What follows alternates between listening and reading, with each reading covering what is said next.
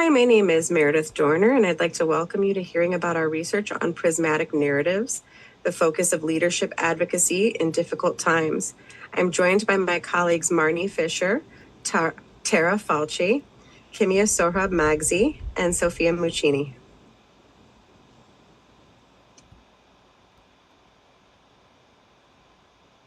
The study emerged out of a K-8 school self-study. The school invited a research team to work with them on documenting their focus on change.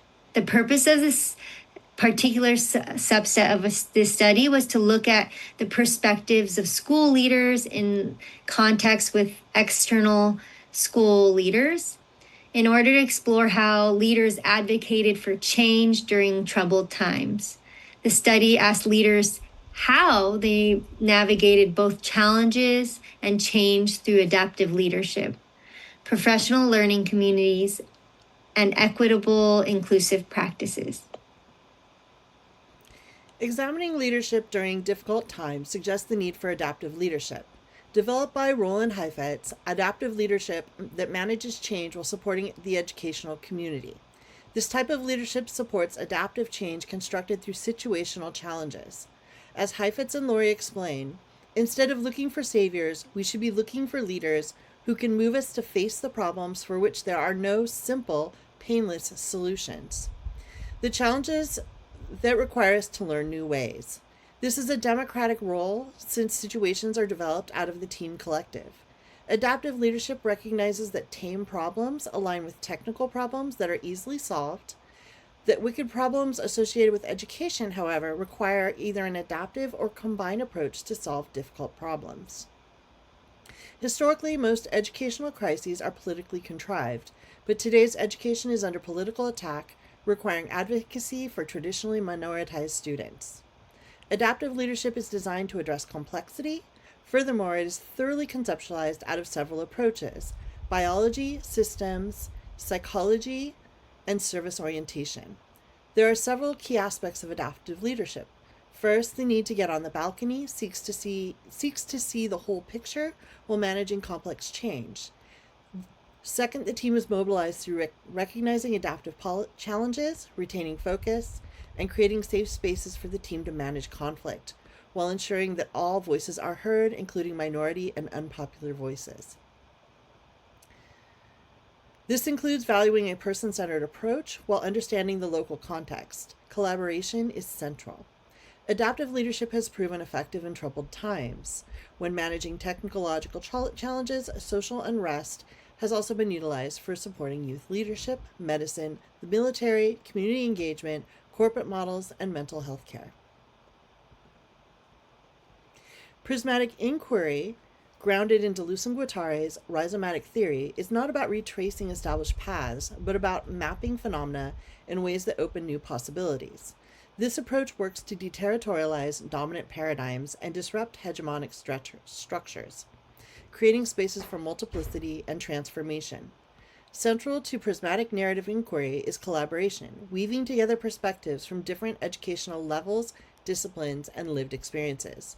Rather than privileging a single truth, it layers researcher-participant narratives around a shared theme, illuminating diverse ways of seeing and knowing.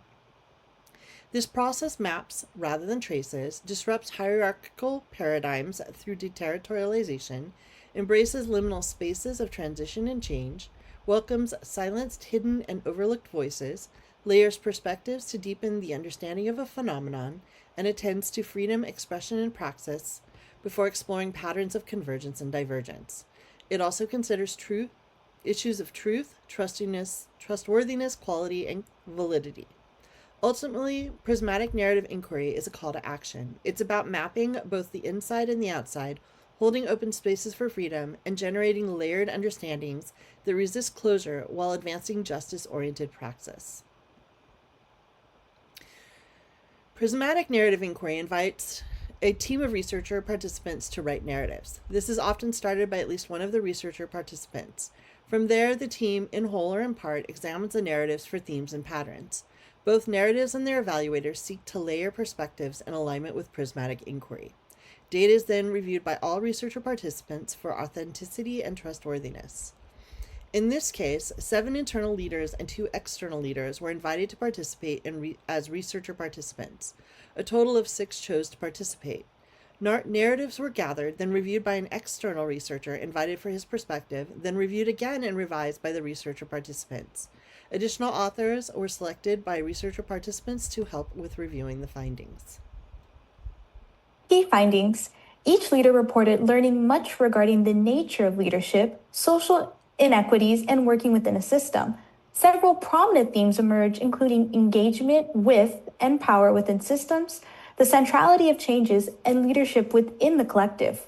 One participant researcher observed that leadership involves assessing the prevailing situation, taking stock of essential requirements, available resources, and identifying avenues to establish significant systems.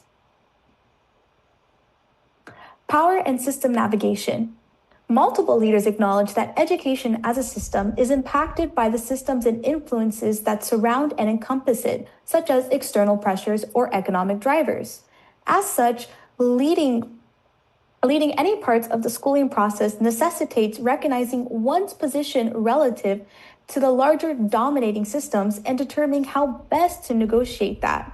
Leaders in this study use the term power to describe a leader's ability to navigate or change these systems, noting that teachers have power within the classroom, and then hints that school administrations have even more power. The imperative of change.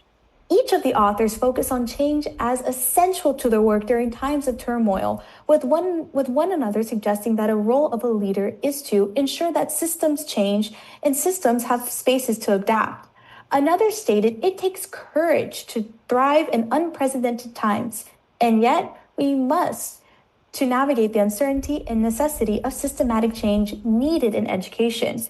Change was also paired with terms such as systematic, departmental, meaningful, and transformational.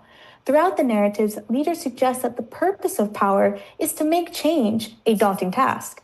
Taking this idea further allows the reader to explore the assumption that systems can be changed despite being entrenched or cumbersome.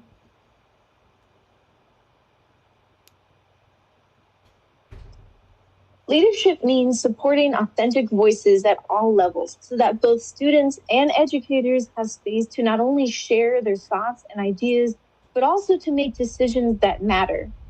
This can be shown in perpetual reflection, such as how adaptive leaders continuously reflect as individual needs emerge and evolve over time, and also in community wisdom, which is how educators defer to staff members with long-standing relationships and deep community knowledge. And finally, co-creation, which is meaningful change cannot be imposed, but must be developed through shared vision and goals. This also connects to advocacy, which can be broken down into power and purpose.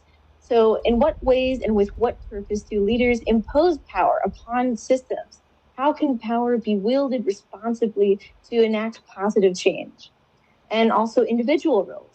What roles do individuals play within systems, and how does that impact the ways in which leaders engage with them? So during this time of uncertainty for education, examining effective leadership approaches to challenging situations is more valuable than ever. Strong collective leadership with engaged stakeholders is essential for managing growing threats to education. And finally, these are the sources used in the research. Thank you. More.